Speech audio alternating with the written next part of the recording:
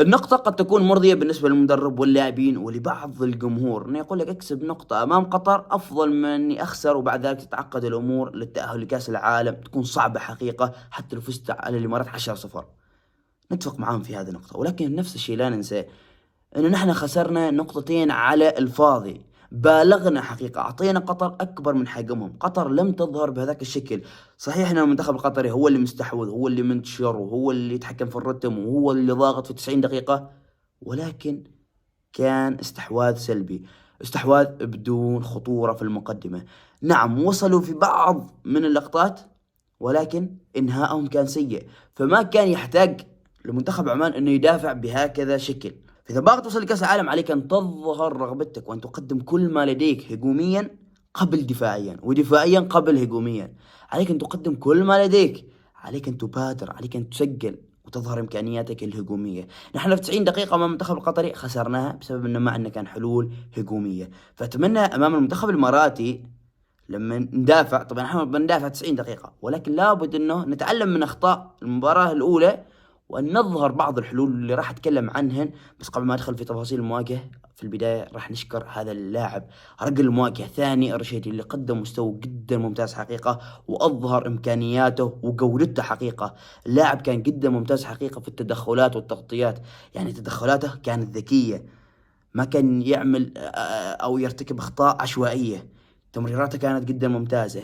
التدخلات اللي يتكلم عنها الذكية داخل البوكس تفوق على أكرم بطريقة جدا ممتازة في لقطة، وكذلك شاهدناه التدخلات خارج البوكس أيضا ممتازة، يخرج الكرة بالطريقة الصح. فاللاعب قدم كل ما لديه في هذه المواجهة واستحق أن يكون رجل المواجهة ثاني. أتمنى أنه يستمر على هذا المستوى أمام المنتخب الإماراتي. أيضا ندخل في تفاصيل المواجهة. طبعا المنتخب العماني كان 90 دقيقة دفاعيا، ولكن لما يقطع الكرة مفروض أنه يعمل المرتدة أو التحولات السريعة. هذا شيء ما كان موجود حقيقة في مباراة الأمس، ولكن كنا نبني الهجمة، مفروض أن نطلع بالشكل الصحيح على الأقل، نطلع الكرة. فقط شفناها يمكن 3 مرات اللي طلعنا، يعني قطعنا الكرة وطلعناها بشكل صحيح. أما في 90 دقيقة كانت دائما وابدا انقطاع الكرة في النص، وتكررت كثير مع عبد الله فواز. لو كانت تكررت مع غانم راح امشي له اياها انه هذا مش مركزه، ويمكن اول مرة يلعب في هذا المركز فعادي، ولكن عبد الله فواز هذا مركزك. فمفروض قبل ما توصلك الكرة انت متخذ القرار وين تلعب. اما تتأخر ياكلك المنتخب القطري. وفواز استلم الكرة ولكن فكر فيها كثير حقيقة وتأخر. عاصم من ديمبو ما قصر فيها حقيقة، اللي قدم مستوى جدا ممتاز، قطع الكرة وقطع العديد من الكرات في منتصف الملعب. وأكرم عفيف عمل التحول. بس شاهدوا أكرم، رغم أن نقول نحن أن 90 دقيقة لعبنا بالدفاع وأن غارقين مناطقنا، ولكن مهارات أكرم عفيف بلقطة بسيطة طلع عن الضغط بكل راحة حقيقة. ولما نقول أن المنتخب القطري كان سيء في هذه المواجهة، شاهدوا إنهاء أكرم عفيف. يعني أكرم عفيف ما متعود إنه يضيع مثل هذه الكرات، هذه تعتبر بالنسبة له جدا سهلة. بس أمس المنتخب القطري ما ظهر بهذاك الشكل الهجومي عشان ندافع بهذاك الشكل اللي ظهرنا فيه حقيقة. فنحن بالغنا. باختصار مفيد، المنتخب القطري كان سيء. شوفوا عندكم هذه الكرة وعندكم الكرات كثيرة. كان ابراهيم مخيني يتصدى وبكل سهولة حقيقة للعديد من الكرات، لم تصله كرة صعبة حقيقة، كراتهم كانت جدا سهلة. فكان المنتخب القطري جدا سيء هجوميا.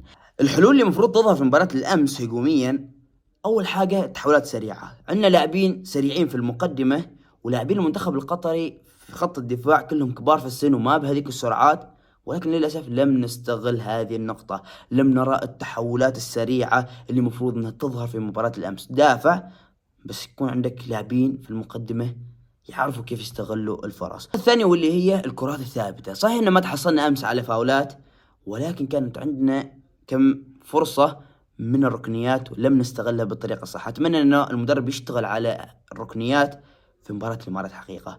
لابد ان نستغل الركنيات. عندكم الحل الثالث واللي هي الكرات من التماس. الحين الكرات من التماس يعتبروها كأنها ركنية، وحلو ان امجد عنده هذه الفكرة. فكرته حلوة بس لم ينفذها بالطريقة الصح امام المنتخب القطري. أتمنى أن ننفذها بالطريقة الصح يا أمجد أمام المنتخب الإماراتي، وأن نسجل من التماس. نعم كان كرات أمجد توصل للحارس، بس أتمنى أمام المنتخب الإماراتي شوية تبعدها عن الحارس وراح نسجل من التماس. هذا حل من الحلول الرائعة حقيقة أنه نعملها في المقدمة. فأتمنى أنه قدم مستوى جدا ممتاز أمام المنتخب الإماراتي هجوميا حقيقة.